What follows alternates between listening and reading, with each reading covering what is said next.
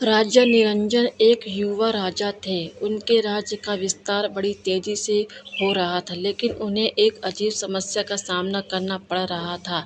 एक बहुत ही सुंदर स्त्री, हालांकि खूबसूरत, लेकिन वो सम्मोहन में बड़ी कुशल थी। उसने न जादू सिर्फ राज बल्कि राज्य में अपना जादू चला रखा था।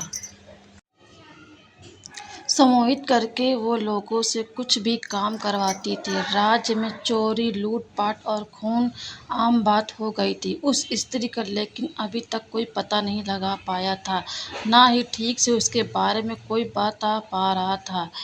आए दिन राजा के सामने कोई न कोई याचना लेकर राजमहल आता था। राज्य में चर्चा थी, उस स्त्री का अंतिम शिकार राजा होगा, क्योंकि राजा को सम्मोहित करके वो राज्य की रानी बनना चाहती थी। तब से राजा की सुरक्षा भी और बढ़ा दी गई। एक दिन एक भाई अपनी बहन के साथ राजमहल में आया। दोनों की हालत बहुत खराब थी। भाई अपने बहन के माथे पर हाथ रख आया था। बहन घायल थी और वो जन्म से ही बोल नहीं पाती थी। राजमहल में उसे जाने नहीं दिया गया। सैनिकों ने उसे द्वार पर ही रोक लिया। राजा ने दूर से यह देखा और उन्हें पहले उपचार के लिए राजमहल में उपचार केंद्र में भेजा गया। राजा ने स्वयं उपचार केंद्र जाकर उन्हें देखा। भाई और बहन दोनों रो रहे थे। रोता हुआ भाई बोला कि मैंने बड़ी मुश्किल से इसके विवाह के लिए स्वर्ण आभूषण बनाए थे, लेकिन वो सम्मोहिनी हमें सम्मोहित करके सारे आभूषण लेकर चली गई। मेरी बहन मुझसे ज़्यादा सतर्क थी, इसने उसकी आंखों में ना देखा। इसलिए जब वो आभूषण छीन रही थी, तब इन दोनों ने छीना झपटी हुई और इसकी यह हालत हो गई। राजा ने उस लड़की की ओर देखा। मासूम सी लड़की सहमी सी बैठी थी। राजा ने उससे पूछा कि क्या तुमने उसे ठीक से देखा है? उसे पकड़ने में हमारा सहयोग कर सकती हो? उसका भाई बोला, सरकार यह जन्म से ही गूंगी है, बोल नहीं सकती। राजा ने उससे पूछा, क्या नाम है तुम्हारी बहन का? वो बोला, सरकार इसका नाम बाती है और मेरा मंगल है।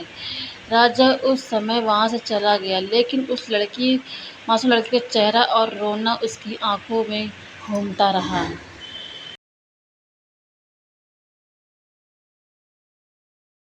सांझ को राजा फिर उपचार केंद्र गया। वो लड़का, उसका भाई जाने की तैयारी में। राजा ने उन्हें जाते हुए देख बोला, कहाँ जा रहे हो? राजा अब इस लड़की बाती की आंखों में ही देख रहा था, बिल्कुल निर्दोष। उसकी आंखें राजा हृदय को चीर रही थी।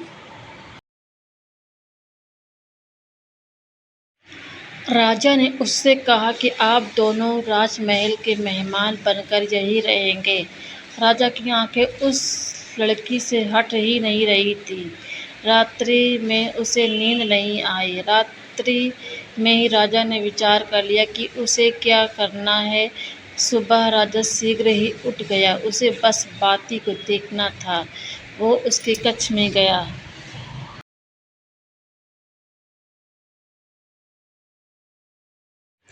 बाती ने राजा को देख पहले खुद को संभाला। राजा बाती के पास आया, कहा कि तुम मेरी रानी बनोगी क्या? तुमसे मुझे नहीं सोने दे रहा। बाती की बड़ी बड़ी आंखें अब राजा की आंखों में देखने लगी। राजा को जैसे दुनिया मिल गई। राजा ने बाती को जोर से पकड़ लिया और अपने सीने से लगा लिया।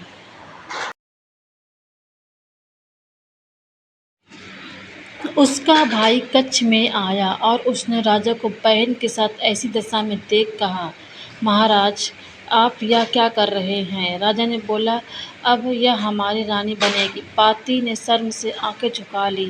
राजा ने अपने मंत्रीगण को कहा कि कल ही उनका विवाह होगा, प्रबंध किया जाए।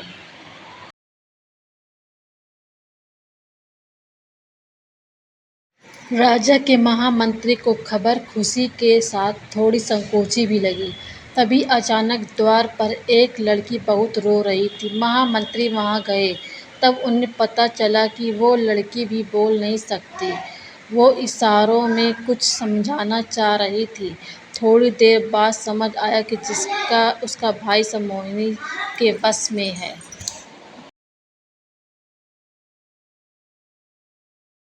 ऐसा यह कहना चाह रही है। महामंत्री को अब शक होने लगा। उसे पता चल गया था कि यह उसकी असली बहन है और राजा भी अब उस समोहिनी के वश में है। राजा एक पल के लिए भी उसका हाथ वो छोड़ नहीं पा रहा था। समोहिनी भी राजा को इस हालत में देख बहुत खुश हो रही थी। वो सोच रही थी,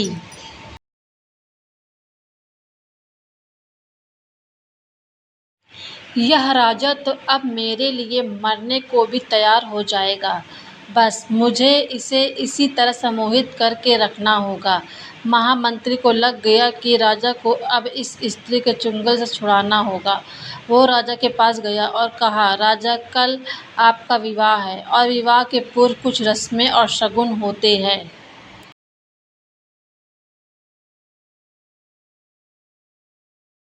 इसलिए विवाह के पूर्व आप ऐसे रानी के साथ एकांत में नहीं रख सकते।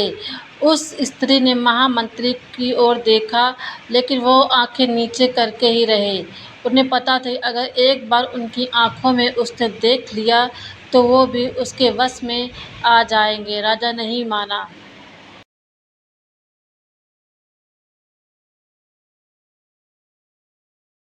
फिर महामंत्री ने कहा कि यह सब मैं आगे आपके विवाह के सफल होने के लिए ही है और फिर एक रात्रि के बाद उसके बाद पूरा जीवन पड़ा है। राजा अब मान गया, जाने को तैयार हो गया। सम्मोहिनी की विवशता थी कि वो कुछ बोल नहीं सकती थी, इसलिए कुछ बोल नहीं पाई और राजा वहाँ से चला गया। महामंत्री राजा को उनके कक्ष में ले गए। उन्हें पता था कि राजा को सच बताने से कोई फ़ायदा नहीं है, क्योंकि राजा उनकी बात नहीं मानेगा। उन्हें किसी तरह से सम्मोहिनी के मुँह से कुछ बुलवाना पड़ेगा। इसलिए उन्होंने कहा कि राजा अब से मंडप तक रानी को देख नहीं सकती। नहीं तो बड़ा अनर्थ होगा। इसलिए मैंने निर्णय लिया कि हमें रानी की आंखों में काला कपड़ा बांधना होगा। राजा की हालत एक पागल से कम नहीं रह गई थी। उसने कहा, आपको जैसा सही लगता है करें, लेकिन कल मेरा विवाह कराएं और अधिक विलंब नहीं करें। महामंत्री ने कुछ उस सम्मोहिनी के कक्ष में भेजा, जिन्होंने उसकी आंखें काले कपड़े से बंद कर दी। साथ ही दो स्त्रियां वहीं रहीं ताकि वो खोल नहीं सके। सम्मोहिनी विवश थी कि क्योंकि वो बोल नहीं सकती थी, वरना उसका भेद खुल जाता। इसलिए वो चुप रही। अगले दिन मंडप सजाया गया था। राजा आतुरता से वहां उसकी रह देख रहा था। दुल्हन को लाया गया। आंखों पर काला कपड़ा था। फिर मंडप पहुंचने पर कपड़ा हटाया गया। जैसे ही कपड़ा हटा, सम्मोहिनी को कुछ दिखाई नहीं दिया, जिस कारण उसे पीड़ा और क्रोध आने लगा, क्योंकि उसकी शक्ति तो आंखों में ही थी। वो जोर से चिल्लाई, महामंत्री, तूने मुझे अंधा कर दिया। ऐसा कहकर वो इधर-उधर हड़बड़ाकर दौड़ने लगी। तूने मुझे अंधा कर दिया। सारा मंडप बिखर गया। राजा भी उसकी वाणी सुनकर जैसे नींद से जाग गया हो। उसका सम्मोहन टूट गया। राजा ने कहा, तो अच्छा, तो तुम हो वो हमें भी धोखा दे रही थी। सम्मोहिनी को फिर पहरेदारों ने पकड़ा और कारागृह में डाल दिया।